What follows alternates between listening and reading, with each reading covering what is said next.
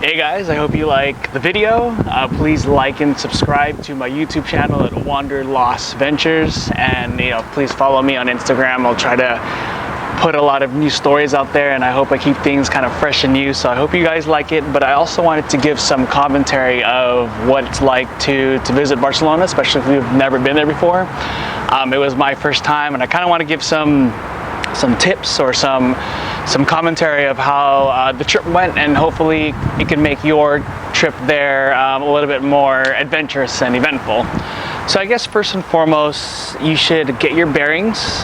When we went there, we actually we took a train to Carmel, and we walked up a hill and we got our bearings of the whole city, and you get to take a look at the skyline, and it is it's beautiful. I'm going to overlay some photos over here so hopefully you can kind of see what I'm looking at, and it is just a beautiful view of the skyline. There's nothing that's too overpowering. It's not a huge, I guess, like metropolitan skyline that you may be used to, but it's good because you as a visitor get to kind of be at the same level as everything else, and you can kind of see the notable features of the skyline. But it's good to get your bearing. It's good to go to some high point, and it doesn't have to be at this specific location, but you can go there and get a look at the overall skyline and get an understanding of where you are and what you will see in the days to come while you are there. So I do recommend you do that first.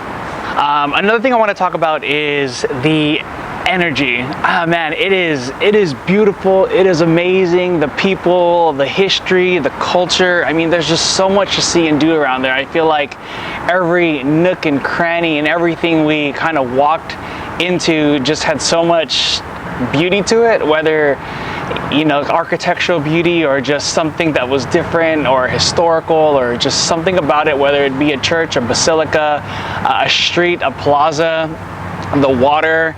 There's just something about it, and I think the overall climate helps. Being in Hawaii right now, this is my rooftop, and it's just pretty warm out here. Over there it's the same type of like Mediterranean climate, and so it was very warm, and it's great to just be by the water. And I feel like the spirit of people is a little bit differently when it's warmer, just because you're just a little bit happier. So it was good. It was good just to be around that kind of energy and the niceness of people and everyone around you. So that was also good about there. Another thing I want to talk about is excellent transportation. Man, that train system is amazing. I'm going to show you the map. Look at this map. It's like gorgeous.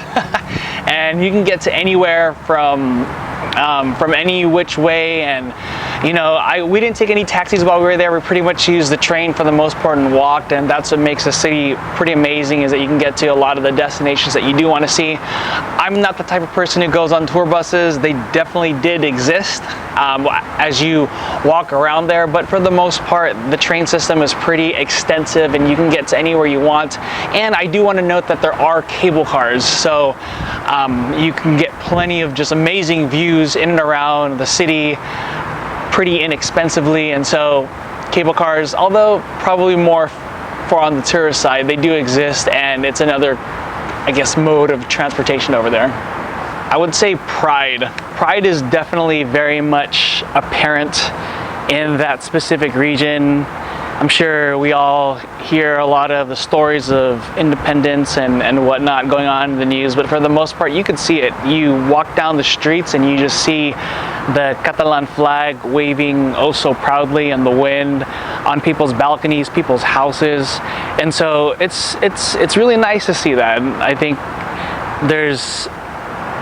just like probably any other area of Spain, there's always some identity before some common power brought everything together. There's always some identity, so I think it's great to see that still exists in and around that area, and you can probably see it more through food, through other things, through the language, which is probably really cool. You'll go through trains and different systems, and you'll hear it, and you'll see or hear stuff in Catalan, in Spanish, and in English, and so it's pretty cool that they try to preserve the specific history and language of that specific area in terms of Barcelona. If you do get a chance, and I know it's not the easiest thing to do. You know, you'll probably be out and about for the most part, but if you can, just try to meet locals. I know it's not, I don't know how you go about doing that. I use other sites and other areas of trying to meet people, but I think it truly makes a difference. We met some really cool people over there, and they brought us to the National Museum, and you can do stuff like just going there and listening to music, or going to different bars and restaurants that they recommend. And like I said, even if you can't meet with someone, it's so good to get recommendations or just talk to people who have been there before. And so we definitely got a paella recommendation, but yeah, it's just those little things that kind of make the trip a bit more customizable, and you get to kind of live life as the life of the people who do live there. So try to meet locals if you can, but if you can't, just be friendly and say hi and just talk to the people who you see in everyday life. The last thing that I really want to highlight for you guys is to try the food. I am a huge foodie. I love trying new things. Definitely try things from that area. I think that's super important. I'm going to highlight some things that kind of caught my eye. First is the Spanish style baguette, which I believe is called vara de pan. And I saw it in all the different shops and stores, and it's in restaurants, and it's served with different fillings. I love anchovies and olives, and so I definitely have that, but there's different vegetarian, meat, chicken, like various options for you depending on what your tastes are. So definitely try this while you're over there. Another thing is the ensaymada. Being Filipino, we actually have our own version. So I'm going to show you the original version, and it looks like this, which is a little bit different from the Filipino version, which looks like this, which I grew up with. But it's kind of cool to see that. It's kind of cool to see the original version, because the Filipino version is like the evolved form of that version. So that's definitely something I think you should try. Also gazpacho, which is a cold soup made of like blended vegetables. Definitely recommend you try it, especially when it's hot outside. It's refreshing and something really good and tasty to try while you're over there. The churros, I know, if you're like me, I'm from California, and we're used to the Costco churros, which look like this, and they're long and they're swirly and they're filled with cinnamon. But over here, they're small and they're handheld, and they taste just as delicious, and it's all still cinnamon based, and so it's definitely very good. I definitely recommend you try that.